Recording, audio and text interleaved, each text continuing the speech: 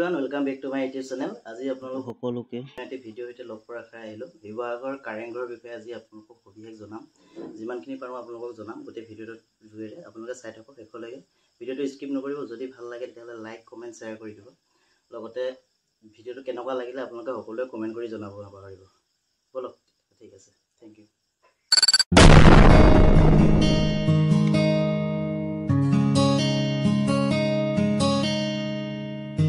Finally Garhgaon Karengghar পালোহি আৰু বৰ্তমান আমি টিকেটটো কাটি ভিতৰলৈ সোমাই আহিছোঁ। আপোনালোকক ভিতৰৰ গোটেই পৰিৱেশটো ভালকৈ দেখাম আৰু ইয়াৰ ভৌগোলিক কিছুমান যিখিনি বুৰঞ্জীৰ বিষয়ে কিছু কথা ক'ম। আপোনালোকে সকলোখিনি শুনিব ভালকৈ আৰু গোটেই চৌপাশটো চাব, কেনেকুৱা লাগিলে জনাব।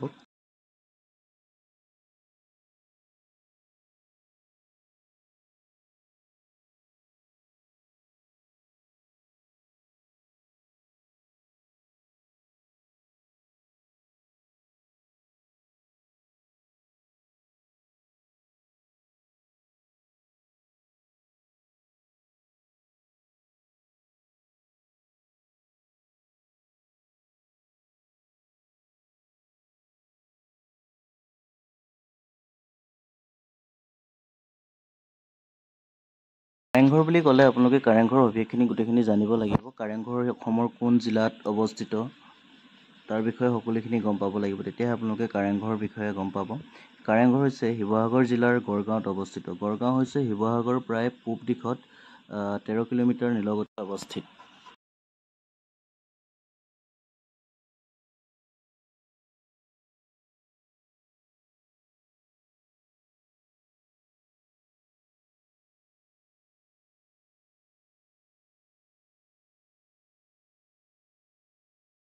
কাৰেংঘৰটোক অন্য এটা নামেৰেও জনা যায়। কাৰেংঘৰক কাৰণ হিচাপেও নামাকৰণ কৰা হৈছিল আৰু সেইটো মানে কাৰণ বুলিও কাৰেংঘৰক জনা যায়।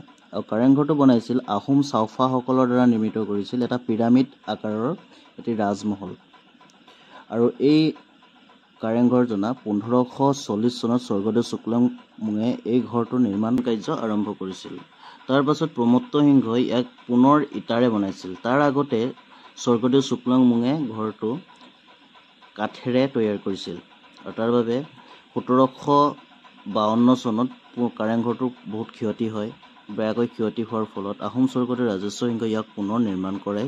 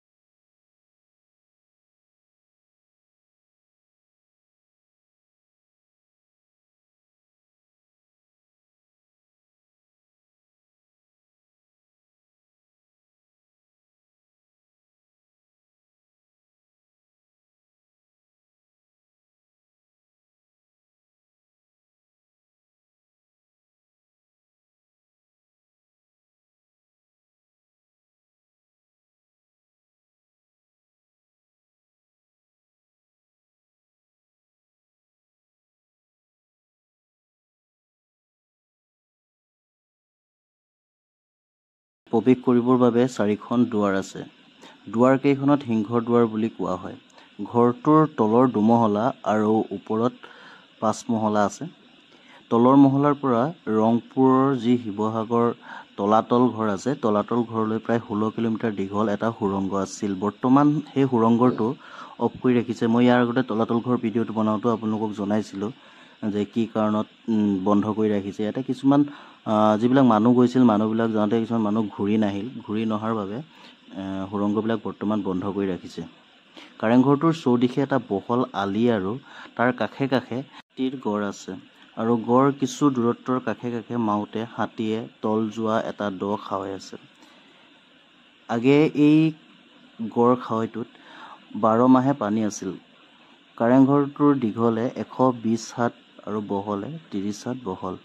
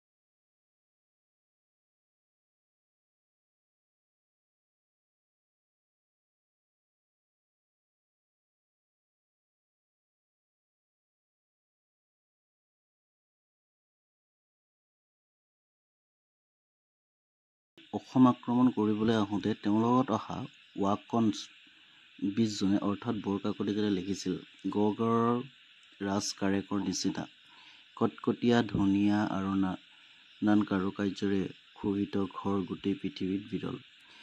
12,000 অসমীয়া বাহুৱে সম্পূৰ্ণ এক বছৰত এই কাৰেংঘৰটো সাজি উলিয়াইছিলে। আৰম্ভণিত ইয়াক কাঠেৰে আৰু বাঁহেৰে প্ৰকাণ্ড চাংঘৰৰ দৰে বনাইছিল। ইয়াক ৰজাৰ হোলোং বুলি কোৱা হৈছিল।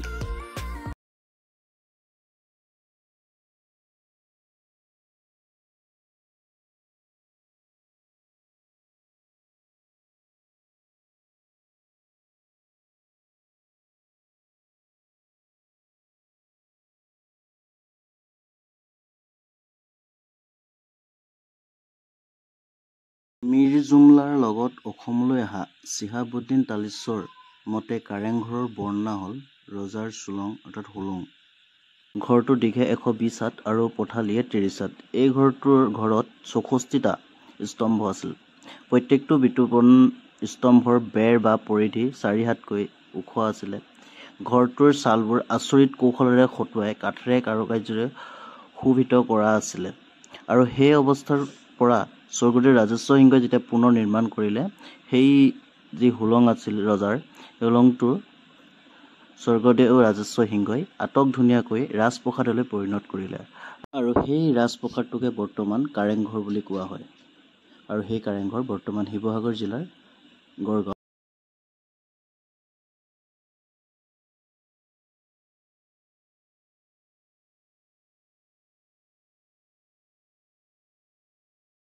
আপোনালোক যদি কোনোবা অহা নাই, অসমত থাকি যদি আপোনালোকে শিৱসাগৰ জিলাৰ কাৰেংঘৰ চাব অহা নাই, শিৱসাগৰ কাৰেংঘৰ চাব আহক, সকলোৱে আহক। এটা বহুত সুন্দৰ পৰিৱেশ, গোটেই পৰিৱেশটো আপোনালোকে দেখিছে। আহক সকলোৱে উপভোগ কৰক কাৰেংঘৰৰ পৰিৱেশটো, কাৰেংঘৰ চাওক। Thank U.